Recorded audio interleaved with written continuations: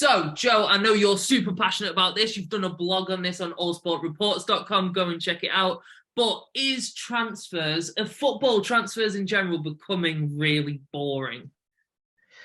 So the blog is basically outlining everything I don't like about modern transfer, um, and the fact that the sagas rumble on for so long. Fans crave to know every single detail about every single deal. We're fascinated by the likes of Fabrizio Romano because the celebrity journalists now seem to be more important than the players themselves half the time.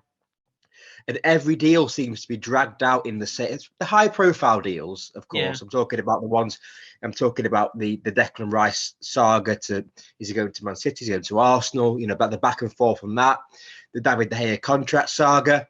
Yeah. I mean, David De Gea's had so many sagas over the years. This summer, it seems to be it's really hitting its heights. The high profile transfers seem to be playing out in the same boring way that just irritates me, and that's the crux of the blog that I've written. Yeah, it irritates me to be fair, because there's no, like, the whole here we go aspect of what Fabrizio Romano like used to do was almost like it was that bang, it's a surprise, oh my god, this is happening. But because these fans crave the minute details of every clause in every contract and whether that's changed from one day to the next, it just seems like it takes months for these deals to get done. And by the time we're halfway through, we know it's going to happen anyway. But there's no point where we're now like, oh my God, it's happening. It's always like, yeah, that happened. Like the Mason Mount deal, it was just like all of a sudden it wasn't a case of, oh my God, Mason Mount to Manchester United, here we go. It was a case of, oh yeah, Manchester United have agreed Mason Mount deal with Mason Mount. Oh, Chelsea might do it. Chelsea will do it. Chelsea might not do it. They want this many add-ons. Chelsea are going to do it, but they want a million extra add-ons. I'm just like, okay, so it's happening then. But it's just the case of small details. It just feels like there's that mystery is lost in football now, which, in all fairness, was part of the entertainment. Exactly, you're spot on. I mean, it kills suspense of, will it happen, won't it happen? Because you're being fed every single piece of information that you kind of make up your own mind as you go along, really. And yes, football's all about stories, all about drama, but we as fans aren't entitled to know every single piece of changing information with transfers.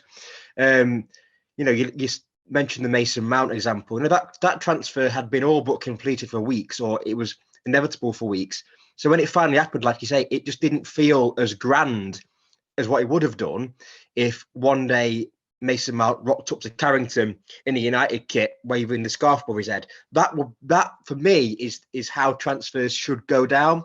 Yes, they might be prolonged. They might take months to be completed, but we don't usually see that. I don't think we need to see that.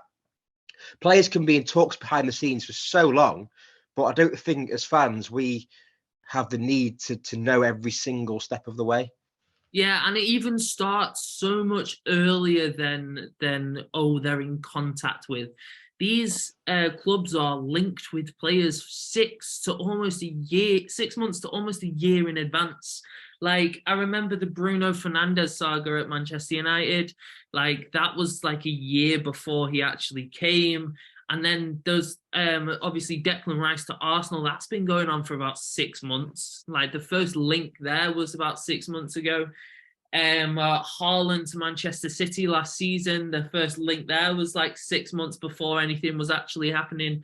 So it just kind of prolongs these storylines, which, in all fairness, there's not actually much to them. It's not like the big thing that you need to unpack. It's a club is going to pay another club for a player to move.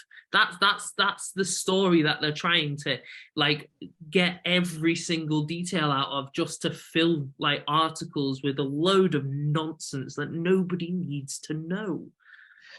I used to be a sucker for a good transfer rumor. I used to be all over those pages, the BBC website, or even CFAX would have rumors on teletext.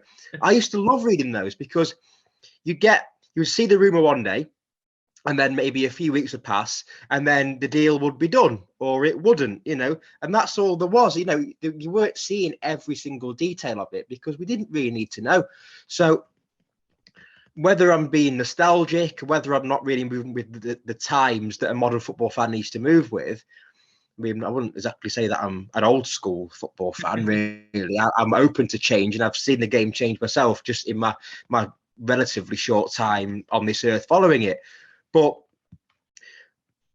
it's definitely been a shift in the last couple of years in terms of the football content that we see from these, and I'll use the phrase again, celebrity journalists that have made a career basically tweeting tiny bits of information out 24/7. I think Fabrizio Romano's style has also changed a lot because he's kind of trying to keep up with demand, and I think he's being kind of overhyped in his own situation. So rather than just doing the information that he has, he's kind of speculating to an extent as well. So he's basically just retweeting stuff that we already know. There's a lot, if you go through his replies, it's just like any Manchester United news, Fab, any Chelsea news. So I feel like he feels in demand of just tweeting everything that he's already said the previous day. Oh, this is what's happening on the Onana deal. And I'm like, you already know that. You've already told us that. And it's like this breaking news or these updates, they're not updates any longer. So it just makes something that we're already bored of even more boring because it's treated like this big story, but nothing has changed. It's repetitive. It's every single deal as well. And what you get with the likes of Romano is you get people in his replies not just asking for information that he's already put out there, but you get people almost like fanboys saying, football Twitter is not a real place. Let's be honest, it's crazy on there. But you get people being like replying, Ornstein clear. What's that all about? Why has it become a competition between these journalists? And that's why the content is so relentless, because they feel they need to keep up. Yeah, like it's not even their fault, really. They're just the demands of the internet demand them to put more stuff out there, even if they haven't actually got any more news. It's crazy. And in all fairness, he's done a good job in getting himself to that situation. Same with David Ornstein, getting into a situation where they feel like they're trusted beyond other journalists in terms of transfer news. But as you say, the quality of that news has gotten worse, if anything. Like it's not gotten anywhere better. Like it's not gotten better. It's not been like every single thing they say is true. They're just repeating everything they say. There's a lot of sources, and there will be a lot of sources that go to these journalists, these respected journalists, with information. And if they put something out there that's been sourced by somebody and they cite that source, that's a huge profile boost for that particular source. So you are going to try and put the information out there via these journalists, because if Romano is saying your information is correct, it's going to give you so much more credibility. Yeah, and I think something that's equally frustrating and makes it feel like an information overload in terms of these transfer news is the massive amount of aggregator accounts on Twitter that is just pumping out, like, let's face it, bullshit news, as well as then just complete, like, not retweeting but just re-saying what Fabrizio Romano or David Ornstein or all these journalists. And it's like David Ornstein will send out a tweet and you'll get like literally thousands of accounts just saying the same thing and quoting David Ornstein. So it's like you're not just getting one piece of information as a football fan, you're getting it from 1,000 different places, but it's the same stuff. So that can be equally frustrating when you're going through and you're seeing, oh, you know what, let's pick on my phone, let's see if there's any football news that I've missed whilst I've been at work, I'm on my lunch or whatever, go through it and I'm seeing the same thing over and over again. My thumb's getting tired scrolling through and I'm just like, oh fuck, I can't be dealing with this. It is all a lot of it a massive waste of time. I would, and this has been said before, it's not an original thought by myself at all, but I would love it if on when's the first game of the season in the Premier League? August the It's 11th, the middle of something like August. that. Yeah. Let's pretend it is August or whatever it is. I would love it if the teams walked out on August or whatever it is, and whoever is there is there. So new players might rock up. That's the first time we see these players as they walk onto the pitch for the first game of the season. How good would that be? Imagine the typewriters then. Yeah, that would be really good. I tell you what, it'd make a good show if you got your pundits on and you're all there for the first game of the season. Go, who's gonna walk out? Who's gonna rock up here then? Exactly, it could be a whole soccer AM kind of show when it's who's coming out. For Luton. But who is it? I'm going to be Mason Mount. Honestly, that's a good idea. We'll put that forward. But yeah, in short, I think football transfers are becoming boring, and it's because of that overload of information that just nobody needs.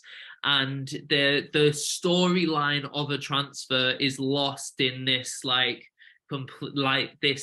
overload of information. It's like, do you remember? Have you ever read The Lord of the Rings? No, I've got time for that, unfortunately.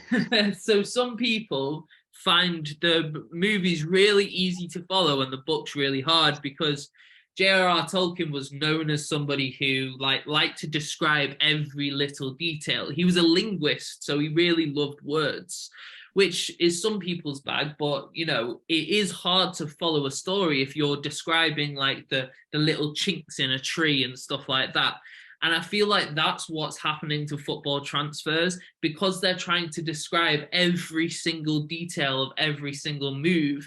That storyline that we all love to follow is completely lost in it. So it just makes people apathetic. Agree, 100%.